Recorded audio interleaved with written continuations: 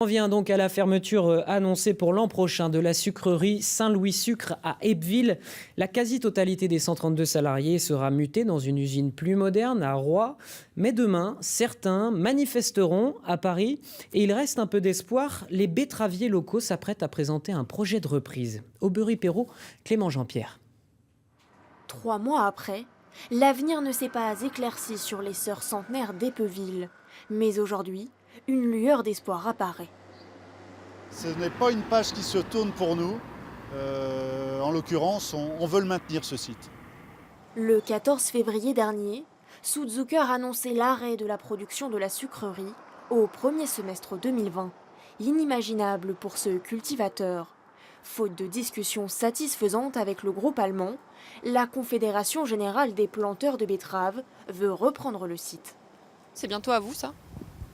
Je le souhaite ardemment. En tout cas, on fait tout pour que demain, on puisse encore faire tourner cet outil et puis que tous les producteurs puissent produire de la betterave.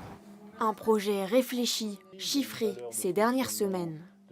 Les planteurs sont prêts à suivre un projet dans la mesure où on leur présentera une visibilité sur un moyen terme de prix de betterave intéressant.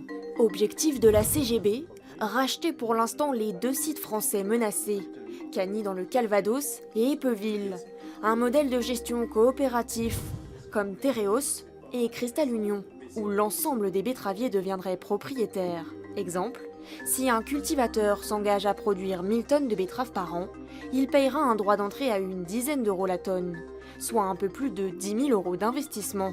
Durée de l'engagement, 5 ans minimum.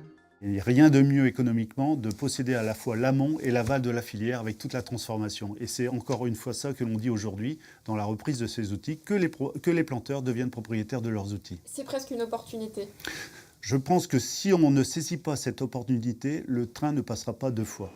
Potentiel à Eppeville, 1275 planteurs. Objectif, maîtriser l'ensemble de la chaîne de production et fixer les prix. Car en 5 ans, sur le marché européen, la tonne de sucre est passée de 450 à 300 euros. Un secteur en crise, soutenu jusqu'au plus haut niveau de l'État.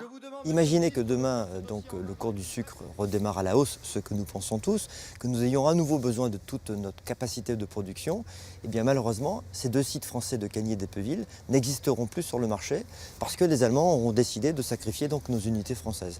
Donc c'est complètement inacceptable. Le projet a plus que mon soutien, il a le soutien du gouvernement. Le plan de reprise sera présenté le 15 mai. Le temps presse. Fin avril, Saint-Louis Sucre a adressé un courrier à une partie des betteraviers. Fin de collaboration prévue à la fin de la saison.